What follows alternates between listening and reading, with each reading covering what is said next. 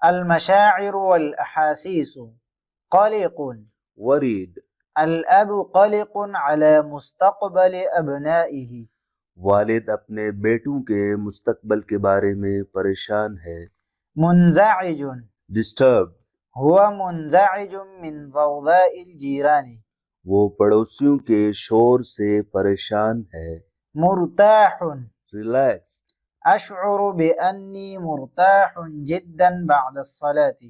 میں نماز کے بعد بہت آرام دہ محسوس کرتا ہوں. خجول. embarrassed.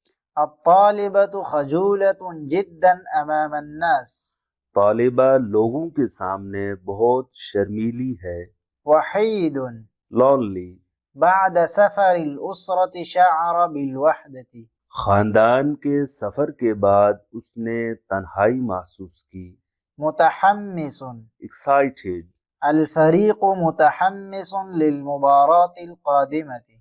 ٹیم اگلے میچ کے لیے بہت پرجوش ہے. متفائل.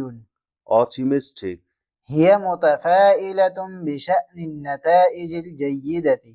وہ اچھے نتائج کے بارے میں پر امید ہے. متشائم. pessimistic.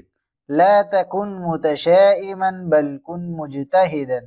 مایوس مت ہو بلکہ محنتی بنو. محب. loving. الجدة محبة لجميع أحفادها. دادی اپنے تمام پوتے پوتیوں سے محبت کرنے والی ہے. شکر. thanks.